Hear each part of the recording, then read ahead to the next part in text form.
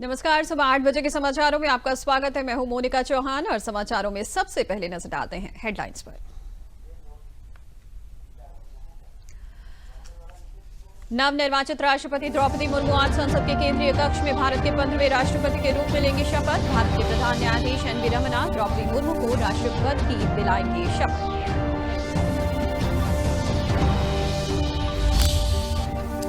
राष्ट्रपति रामनाथ कोविंद ने अपने विदाई संबोधन में प्रकृति संरक्षण का दिया संदेश। कहा, हमें अपने बच्चों के लिए पर्यावरण, जमीन, हवा और पानी को बचाना है।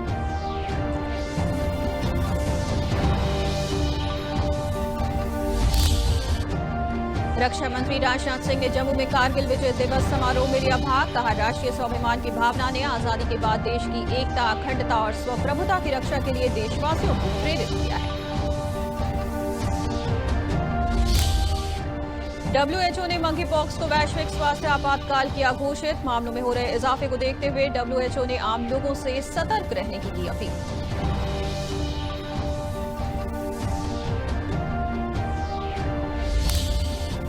प्रदेश में लखनऊ समेत 7 शहरों में अग्निवीर वायु परीक्षा हुई प्रारंभ। ये परीक्षा 31 जुलाई तक चलेगी।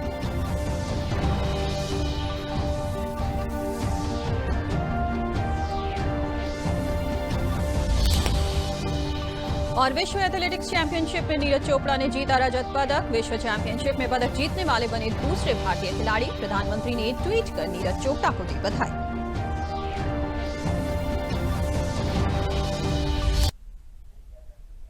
और अब समाचार विस्तार से। नवनिर्वाचित राष्ट्रपति द्रौपदी मुर्मू को आज संसद के केंद्रीय कक्ष में भारत के राष्ट्रपति पद की शपथ दिलाई जाएगी। नवनिर्वाचित राष्ट्रपति का संसद के केंद्रीय कक्ष में स्वागत किया जाएगा। भारत के प्रधान न्यायाधीश एन वी रमन्ना नवनिर्वाचित राष्ट्रपति द्रौपदी मुर्मू को शपथ दिलाएंगे। उन्हें 21 तोपों की सलामी भी दी जाएगी। इसके बाद राष्ट्रपति का संबोधन होगा। केंद्रीय कक्ष में आयोजित समारोह के समापन के बाद द्रौपदी मुर्मू राष्ट्रपति भवन के लिए प्रस्थान करेंगी। राष्ट्रपति भवन के प्रांगण में उन्हें तीनों सेनाओं की ओर से एक गार्ड ऑफ ऑनर दिया जाएगा। राज्यसभा के सभापति एम वेंकैया नायडू, प्रधानमंत्री नरेंद्र मोदी, प्रधान न्यायाधीश एन वी रमन्ना, लोकसभा अध्यक्ष ओम बिरला, केंद्रीय मंत्री, विभिन्न राज्यों के राज्यपाल और मुख्यमंत्री, राजनयिक मिशन प्रमुख, संसद सदस्य तथा प्रमुख सैन्य और अन्य अधिकारी शपथ ग्रहण समारोह के दौरान केंद्रीय कक्ष में उपस्थित रहेंगे। अपने कार्यकाल के आखिरी दिन कल राष्ट्रपति रामनाथ कोविंद ने देश को संबोधित किया। उन्होंने देश की मजबूत लोकतांत्रिक शक्तियों को गिनाया तो देश की आजादी में योगदान देने वाले वीरों को भी उन्होंने याद किया।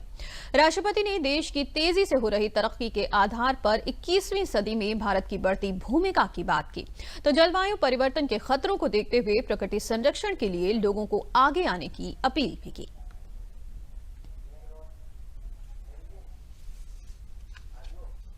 के अति साधारण परिवार में पला बढ़ा वह रामनाथ कोविंद आज आप सभी देशवासियों को संबोधित कर रहा है। इसके लिए मैं अपने देश की जीवंत लोकतांत्रिक व्यवस्था की शक्ति को सत सत नमन करता हूं। राष्ट्रपति के तौर पर अपने कार्य दिवस के अंतिम दिन जब राष्ट्रपति रामनाथ कोविंद ने राष्ट्र को संबोधित किया तो उनके शब्दों में भारतीय लोकतंत्र की उसी ताकत का जिक्र नजर आया जो किसी भी आम भारतीय को देश के सर्वोच्च संवैधानिक पद तक पहुंचने की ताकत देता है। राष्ट्रपति ने बीते 5 वर्षों में देश के सभी वर्गों के लोगों के साथ उनके अनुभवों को याद करते हुए कहा कि सभी से उन्हें प्रेरणा मिली है। उन्होंने कहा कि देश इस साल आजादी का अमृत महोत्सव मना रहा है और देश को अगले 25 वर्षों के लिए विकास का एक सामूहिक खाका बनाना चाहिए। हम 25 वर्ष की अवधि के उस अमृत काल में प्रवेश करेंगे जो स्वतंत्रता के शताब्दी वर्ष अर्थात 2047 में पूरा होगा। ये विशेष ऐतिहासिक वर्ष हमारे गणतंत्र के प्रगति पथ पर मील के पत्थर की तरह है। हमारे लोकतंत्र की ये विकास यात्रा देश की स्वर्णिम संभावनाओं को कार्य रूप देकर विश्व समुदाय के समक्ष एक श्रेष्ठ भारत को प्रस्तुत करने की यात्रा है। राष्ट्रपति ने देश की सेनाओं, अर्धसैनिक बलों और पुलिस के बहादुर जवानों के देश प्रेम की तारीफ की तो प्रवासी भारतीयों द्वारा देश और दुनिया के विकास में दिए जा रहे योगदान की सराहना भी की। उन्होंने देश की आजादी में अपना सर्वस्व न्यौछावर कर देने वाले महान नायकों को याद किया तो आजादी के गुमनाम नायकों के लिए भी अपनी श्रद्धांजलि अर्पित की। संविधान सभा के योगदान से लेकर देश को आजाद कराने और नया भारत गढ़ने में महिलाओं के योगदान को भी राष्ट्रपति ने रेखांकित किया।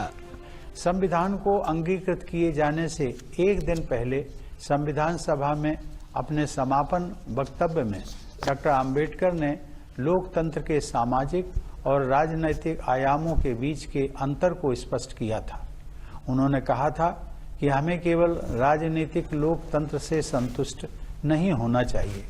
मैं उनके शब्दों को आप सबके साथ साझा करता हूं। उन्होंने कहा था, हमें अपने राजनीतिक लोकतंत्र को एक सामाजिक लोकतंत्र भी बनाना चाहिए। राजनीतिक लोकतंत्र टिक नहीं सकता यदि वह सामाजिक लोकतंत्र पर आधारित न हो। राष्ट्रपति ने कहा कि देश ने बीते वर्षों में तेजी से तरक्की की है, जिसकी वजह से आज देशवासियों की मूलभूत जरूरतें पूरी हो पा रही हैं। तो अब इससे आगे बढ़कर देश को लोगों के सुखमय जीवन पर काम करने की जरूरत है। उन्होंने कहा कि राष्ट्रीय शिक्षा नीति युवा भारतीयों के लिए अपनी विरासत से जुड़ने और 21वीं सदी में अपने पैर जमाने में बहुत सहायक सिद्ध होगी। तो वहीं कोरोना महामारी के खिलाफ देश ने जैसे लड़ाई लड़ी है, उससे हमारी स्वास्थ्य की मूलभूत संरचनाओं में बड़ा सुधार हुआ है। राष्ट्रपति रामनाथ कोविंद ने उम्मीद जताई है कि 21वीं सदी भारत की सदी होगी। इसको लेकर देश और देशवासी तैयार हैं और जल्द ही हम वो मुकाम हासिल करेंगे। उन्होंने महात्मा गांधी के आदर्शों को अपनाने और प्रकृति के प्रति अपनी जिम्मेदारी निभाने का देशवासियों से आह्वान भी किया।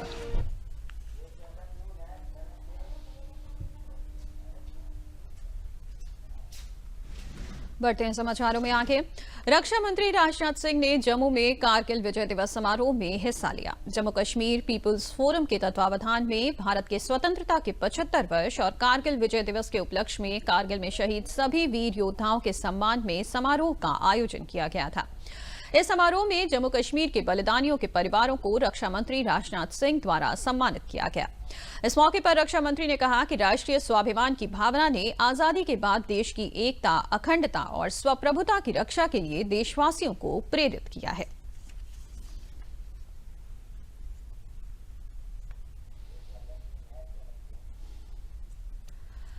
अभी कोरोना महामारी से लड़ाई खत्म नहीं हुई है। उससे पहले मंकी पॉक्स ने दुनिया की चिंताएं बढ़ा दी हैं। भारत में अब केरल के बाद मंकी पॉक्स की दिल्ली में दस्तक हुई है। दिल्ली में एक व्यक्ति में इसके वायरस की पुष्टि हुई है, जिसके बाद सरकार और ज्यादा सतर्क हो गई है। पीड़ित व्यक्ति के संपर्क में आए सभी लोगों की पहचान करके उन्हें आइसोलेट किया गया है। कोरोना महामारी के बीच मंकी पॉक्स वायरस ने भी राजधानी में दस्तक दे दी है। दिल्ली में मंकी पॉक्स का पहला मामला सामने आया है। एक 34 वर्षीय व्यक्ति पॉजिटिव पाया गया है। दिल्ली में पाए गए मंकी पॉक्स के मरीज की कोई ट्रैवल हिस्ट्री नहीं है। मरीज में बुखार और त्वचा पर लाल निशान जैसे लक्षण दिखने के बाद भर्ती कराया गया था। मंकी पॉक्स के संदिग्ध मामले के तौर पर लोकनायक अस्पताल में आइसोलेशन में रखा गया है। National institute of virology Pune ने मंकी पॉक्स होने की पुष्टि की। मरीज का इलाज चल रहा है। दिल्ली सरकार ने कहा है कि मरीज फिलहाल स्थिर है और ठीक हो रहा है। स्थिति पूरी तरह से नियंत्रण में और घबराने की कोई बात नहीं है। राजधानी में मंकी पॉक्स की दस्तक के बाद स्वास्थ्य सेवा महानिदेशालय ने एक उच्च स्तरीय बैठक की। ज्वाइंट मॉनिटरिंग ग्रुप की हुई बैठक के बाद राज्यों को कई सुझाव दिए गए हैं। दिल्ली सरकार को निर्देश दिया गया है कि इस मरीज के संपर्क में आए लोगों की निगरानी की जाए। राज्य सरकार ने कॉन्टैक्ट ट्रेसिंग शुरू कर दी है। जल्द ही इसकी रिपोर्ट आ जाएगी। जून में ही सरकार ने मंकी पॉक्स पर गाइडलाइन जारी की थी। ये व्यक्ति हमारे पास 2 दिन पहले एडमिट हुआ था और भर्ती होने से पहले इसको फीवर था और टिपिकल स्किन के रैशेस थे।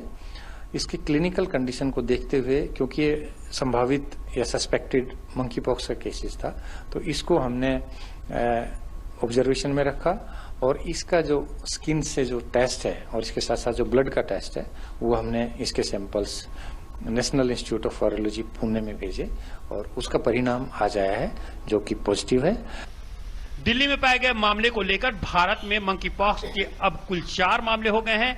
बाकी तीनों केस केरल से हैं और तीनों विदेश से यात्रा कर लौटे थे।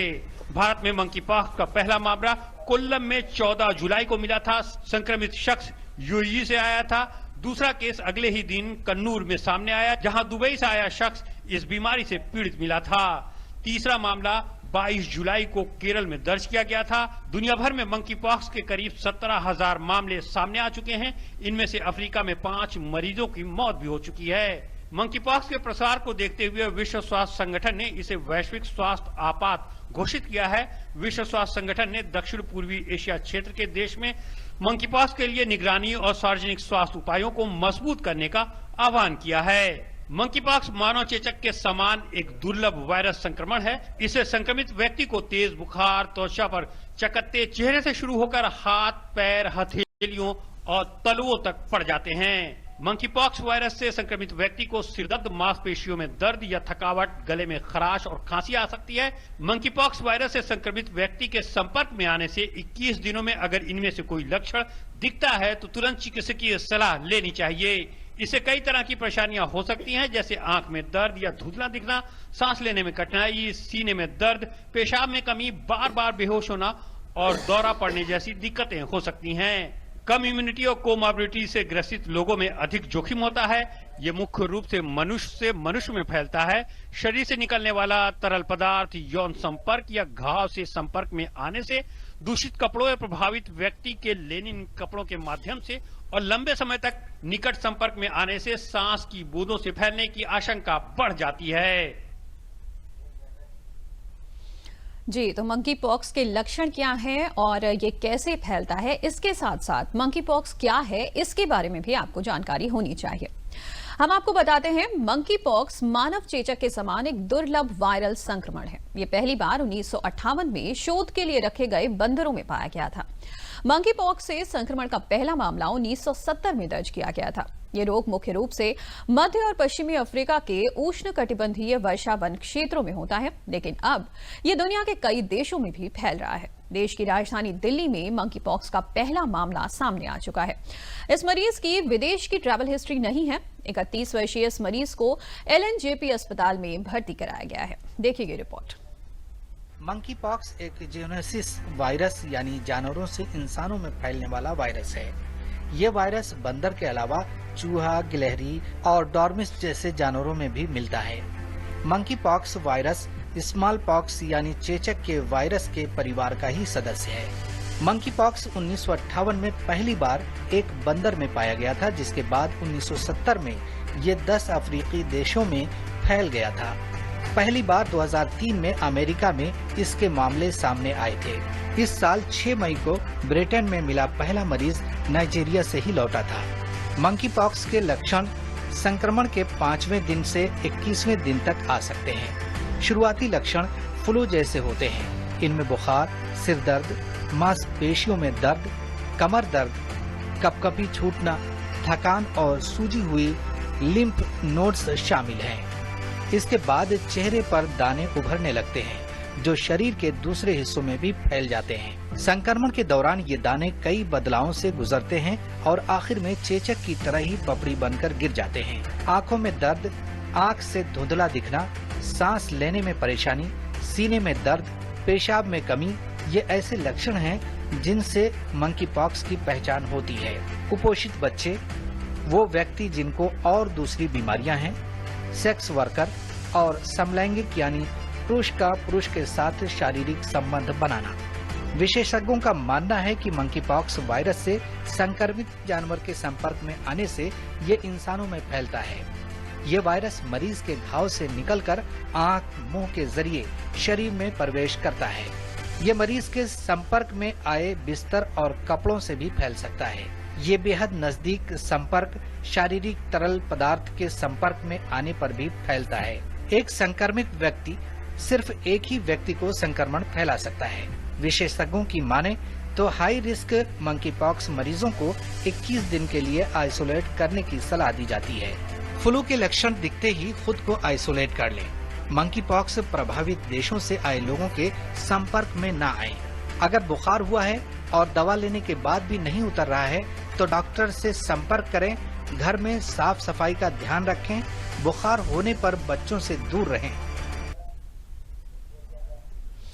बढ़ते हैं समाचारों में आगे और बात करते हैं आईएससी की 12वीं के नतीजों की। हाल ही में ISCISCE द्वारा संचालित आईएससी के 12वीं कक्षा के नतीजों में सफल विद्यार्थियों और उनके अभिभावकों को मुख्यमंत्री योगी आदित्यनाथ और राज्यपाल आनंदीबेन पटेल ने बधाई दी। पूरे देश में 154 छात्रों ने मेरिट में जगह बनाई है, जिसमें अकेले लखनऊ के 20 मेधावी छात्र हैं जो मेरिट में पहले, दूसरे और तीसरे स्थान पर हैं। देश भर में आईएससी की परीक्षा में 99.38% विद्यार्थी सफल हुए हैं।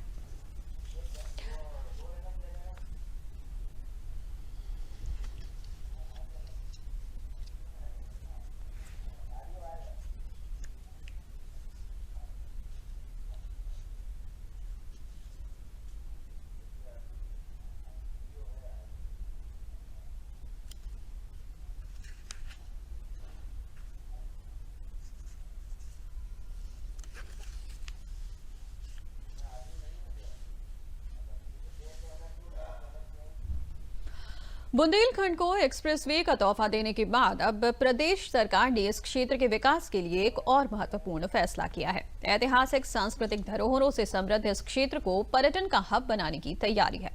मुख्यमंत्री योगी आदित्यनाथ ने छोटे बड़े कुल 31 किले और दुर्ग को पर्यटन केंद्रों के रूप में विकसित करने के निर्देश दिए हैं। कल बुंदेलखंड के पर्यटन विकास के संबंध में मुख्यमंत्री योगी आदित्यनाथ ने प्रस्तुतिकरण देखा। सभी स्थलों की वर्तमान स्थिति और विकास की संभावनाओं पर उन्होंने वरिष्ठ अधिकारियों से चर्चा की। उन्होंने कहा कि बुंदेलखंड का पूरा क्षेत्र ऐतिहासिक और सांस्कृतिक धरोहरों से संपन्न है। हमें नई पीढ़ी को इनके महत्व से परिचित कराना चाहिए। मुख्यमंत्री ने कहा कि कलिंजर का किला 542 हेक्टेयर परिक्षेत्र में फैला है। यहाँ निजी क्षेत्र की सहभागिता से light and sound show, camping, trekking, rock climbing और फसाड लाइटिंग का कार्य कराया जाए। किले पर नेचर ट्रेल की गतिविधियों को शुरू किया जाना चाहिए। उन्होंने कहा कि बुंदेलखंड में किलों, दुर्गों, गढ़ों के जीर्णोद्धार के PPP मॉडल अपनाए जाने चाहिए। CSR भी उपयोगी हो सकता है। जरूरत के अनुसार राज्य सरकार द्वारा भी वित्त पोषण किया जाएगा। मुख्यमंत्री ने कहा कि ऐतिहासिक और सांस्कृतिक महत्व वाले झांसी के 8, बांदा के 4, जालौन के 2, ललितपुर के 7, हमीरपुर के 3, महोबा के 5 और चित्रकूट के 2 किलों के पुरातात्विक, सांस्कृतिक और ऐतिहासिक महत्व से परिचय कराती कॉफी टेबल बुक भी तैयार कराई जाए। केंद्रीय आयुष मंत्री सर्बानंद सोनोवाल ने गाजियाबाद में राष्ट्रीय यूनानी चिकित्सा संस्थान का निरीक्षण किया। केंद्रीय आयुष मंत्री सर्बानंद सोनोवाल और जनरल VK सिंह केंद्रीय मंत्री के साथ आयुष मंत्रालय के अधिकारी भी मौजूद रहे। इस अवसर पर केंद्रीय आयुष मंत्री ने कहा कि स्वास्थ्य संबंधी राष्ट्रीय नीति में अन्य बातों के साथ साथ स्वास्थ्य सेवा में आयुष को मुख्यधारा में लाने और स्वास्थ्य सेवा वितरण के सभी स्तरों में शिक्षा, अनुसंधान के क्षेत्रों में इन प्रणालियों को एकीकृत करने की परिकल्पना की गई है। आयुष मंत्रालय ने यूनानी चिकित्सा में अनुसंधान और विकास और नवाचार को प्रोत्साहित करने, शिक्षा और अनुसंधान के लिए शीर्ष संस्थानों को विकसित करने के लिए विभिन्न कदम उठाए हैं।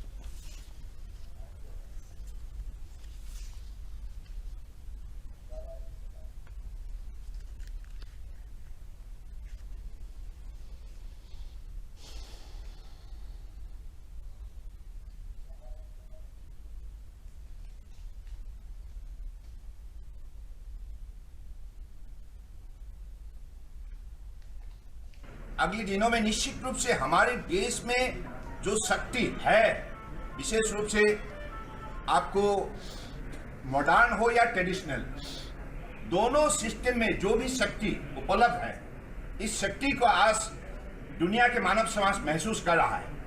तो इसलिए आज हमारे देश में अलग अलग संस्थाओं में, इंस्टीट्यूशन में ट्रीटमेंट करने के लिए विदेश के अधिकतर लोग आना शुरू किया है। इसका मतलब साफ है, अगले दिनों में, जैसे आप लोगों को मालूम है कि इटरेशन पास WHO ने दुनिया में पहला हमारे global centre for traditional medicine Hindustan की, गुजरात की जामनगर में स्थापना की।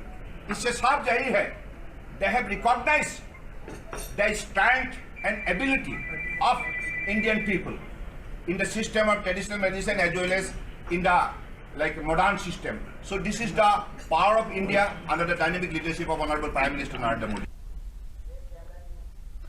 केंद्रीय महिला एवं बाल विकास मंत्री स्मृति ईरानी एक दिवसीय दौरे पर कल रायबरेली के नसीराबाद पहुंची, जहां उन्होंने सरकारी स्वास्थ्य केंद्र पर बूस्टर डोज का उद्घाटन किया। केंद्रीय मंत्री ने सरकार द्वारा चलाई जा रही अन्नप्राशन और गोद भराई योजना के अंतर्गत आए हुए लाभार्थियों से बातचीत की। इस दौरान स्मृति ईरानी ने क्षेत्र के लोगों की समस्याओं को भी गंभीरता से सुना और संबंधित अधिकारियों को निराकरण के लिए आदेशित किया। भाजपा के क्षेत्रीय विधायक अशोक कोरी ने बताया कि स्मृति ईरानी ने आज बूस्टर डोज के कार्यक्रम के उद्घाटन के साथ ही आरोग्य मेले का भी उद्घाटन किया।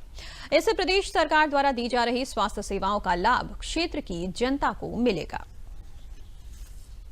तो हम सबकी आदरणीय दीदी अमेठी की सांसद श्रीमती स्मृति ईरानी जी के द्वारा जो बूस्टर डोज दी जानी है कोविड वैक्सीनेशन की, उसका शुभारंभ इस नसीराबाद सीएचसी में होना था। उसका उन्होंने फीता काट करके यहाँ पे इस कार्यक्रम का उद्घाटन किया है और साथ ही साथ जो मुख्यमंत्री जी के द्वारा संचालित हमारा आरोग्य स्वास्थ्य मेला है वह भी यहाँ पर है और अन्य विभागों के स्टॉल लगे हैं, जैसे कि आपका आयुष्मान कार्ड का है और यहाँ पे उन्होंने एक कार्यक्रम जो बच्चों का अन्नप्राशन का किया है, पोषण का कार्यक्रम है और वैक्सीनेशन का यही कार्यक्रम आज यहाँ पर। केंद्रीय राज्य मंत्री अनुप्रिया पटेल ने मिर्जापुर के भरुहना में कल नए जनसंपर्क कार्यालय का उद्घाटन किया। मीडिया से बात करते हुए कहा कि इस जनसंपर्क कार्यालय का उद्देश्य जनता की समस्याओं के निराकरण के साथ ही अधिक से अधिक विकास की परियोजनाओं को जनपद में लाना होगा। ओम प्रकाश राजभर के सपा से अलग होकर बागी होने पर केंद्रीय राज्य मंत्री ने कहा कि विकास की योजनाओं को निरंतर जनता को पिछले वर्षों में हमने सौंपा है। इस पुनीत कार्य में जितने भी साथियों का साथ मिले बेहतर होगा। मिर्जापुर के आम जनमानस और आम मतदाता की सेवा में आज ये नया जनसंपर्क कार्यालय भवन उद्घाटन करके समर्पित किया जा रहा है। ये और भी ज़्यादा व्यवस्थित ढंग से हमारा कार्यालय संचालित हो, इसका हम प्रयास करेंगे और आम जनमानस की, आम मतदाता की जो समस्याएं हैं उसकी बेहतर सुनवाई हो सके, उसका बेहतर निराकरण हो सके और ज़्यादा से ज़्यादा विकास की परियोजनाओं को हम मिर्ज़ापुर जनपद में ला सके। इस पूरी उद्देश्य को ध्यान में रखते हुए ये जनसंपर्क कार्यालय आज मैं मिर्जापुर की जनता को समर्पित कर रही हूँ। देखिए, एनडीए का कुनबा निरंतर बढ़ता ही जा रहा है और विकास की तमाम परियोजनाओं को एक के बाद एक हमने लगातार इन 8-9 वर्षों में देश की जनता को सौंपने का काम किया है और इस अच्छे कार्य में, इस पुनीत कार्य में, देश को आत्मनिर्भर बनाने की यात्रा में, लोकतंत्र को मजबूत करने की यात्रा में जितने भी साथियों का हमें साथ मिले, ये बेहतर है। आजादी का अमृत महोत्सव कार्यक्रम के अंतर्गत हर घर तिरंगा और देश को नशा मुक्त बनाने के लिए अभियान की शुरुआत के तहत लखनऊ के एक निजी मेडिकल कॉलेज में केंद्रीय राज्य मंत्री कौशल किशोर ने कहा कि हम प्रधानमंत्री के आह्वान पर आजादी का अमृत महोत्सव मना रहे हैं और इस देश पर कुर्बान हुए लोगों को नमन करते हुए इस बार भारत के प्रत्येक घर, गांव, गली में तिरंगा फहराना चाहिए। उन्होंने कहा कि युवा पीढ़ी को नशे के जाल से मुक्त करना होगा, जिसके लिए आज यहां पर प्रदेश भर से आए हुए लोगों ने शपथ लेकर अपने प्रदेश और देश को नशा मुक्त बनाने का संकल्प लिया है। कार्यक्रम पूरे देश में चल रहा है। माननीय प्रधानमंत्री जी ने इसके लिए इसकी शुरुआत की, क्योंकि 75 साल 15 अगस्त को 2022 को पूरे होंगे अंग्रेजों के भागने की आज़ादी के। हमारे 75 साल पूरे होंगे। उसके तहत गांव में अमृत सरोवर बनाना, आज़ादी का अमृत महोत्सव मनाना, हर घर में तिरंगा लगाना, साथ में हमारा आज़ादी का अमृत महोत्सव के तहत ही प्रधानमंत्री जी ने सामाजिक न्याय एवं अधिकारिता मंत्रालय के द्वारा 272 जनपदों को पूरे देश में नशे से मुक्त कराने का भी एक चिन्हीकरण किया है। राष्ट्रीय स्वयंसेवक संघ द्वारा आयोजित एक गोष्ठी में राष्ट्र निर्माण में संघ की भूमिका विषय पर कार्यक्रम आयोजित किया गया। संघ के पूर्व प्रचारक और महामंडलेश्वर स्वामी यतीन्द्रानंद गिरी महाराज ने कहा कि संघ की तपस्या का आज परिणाम है कि द्रौपदी मुर्मू राष्ट्रपति पद को सुशोभित कर रही हैं। कार्यक्रम में संघ के प्रदेश क्षेत्रीय सेवा प्रमुख ने कहा कि राष्ट्रीय स्वयंसेवक संघ का उद्देश्य भारत का निर्माण करना है और दुनिया का श्रेष्ठतम देश बनाना है। उन्होंने कहा कि सबको समाज का काम करना चाहिए, तब ही देश एक वैभवशाली राष्ट्र का निर्माण हो सकेगा। कुछ प्रांतों का संगठन नहीं है, संपूर्ण समाज का संगठन चाहिए। वो झुग्गी झोपड़ी वाला हो, वो किसान हो, वो वनवासी क्षेत्र में रहने वाला हो, वो पहाड़ की अट्टालिकाओं पर रहने वाला हो, वो नगरों शहरों में और बड़ी बड़ी हवेलियों में रहने वाला हो, मजदूरी करने वाला हो, खेती करने वाला हो, संपूर्ण समाज का संगठन चाहिए। भारतीय वायुसेना में अग्निपथ योजना की भर्ती परीक्षा रविवार से शुरू हो गई है। लखनऊ, कानपुर, वाराणसी, झांसी, बरेली, प्रयागराज और गोरखपुर में परीक्षा केंद्र बनाए गए हैं। लखनऊ में 10 केंद्र बनाए गए हैं। ये परीक्षा 31 जुलाई तक चलेगी। एयरफोर्स के अग्निवीरों को अग्निवीर वायु नाम दिया गया है।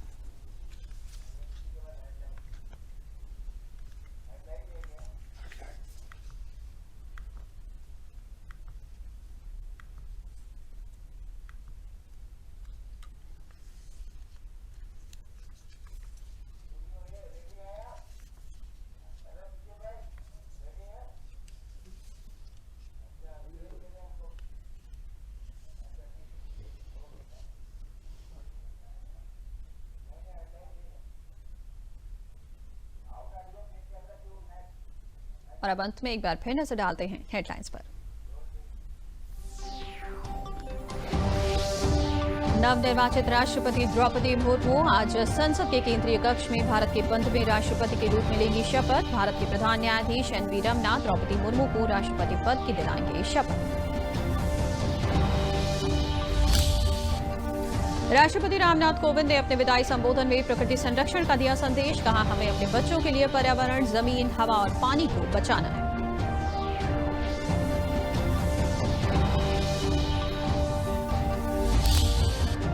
रक्षा मंत्री राजनाथ सिंह ने जम्मू में कारगिल विजय दिवस समारोह में लिया भाग। कहा, राष्ट्रीय स्वाभिमान की भावना ने आजादी के बाद देश की एकता, अखंडता और स्वप्रभुता की रक्षा के लिए देशवासियों को प्रेरित किया है। WHO ने मंकी पॉक्स को वैश्विक स्वास्थ्य आपातकाल किया घोषित। मामलों में हो रहे इजाफे को देखते हुए WHO ने आम लोगों से सतर्क रहने की अपील।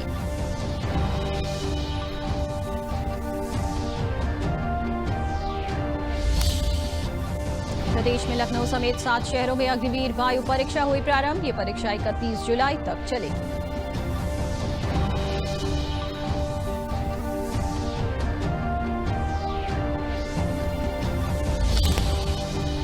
और विश्व एथलेटिक्स चैंपियनशिप में नीरज चोपड़ा ने जीता रजत पदक। विश्व चैंपियनशिप में पदक जीतने वाले बने दूसरे भारतीय खिलाड़ी। प्रधानमंत्री ने ट्वीट कर नीरज चोपड़ा को दी बधाई।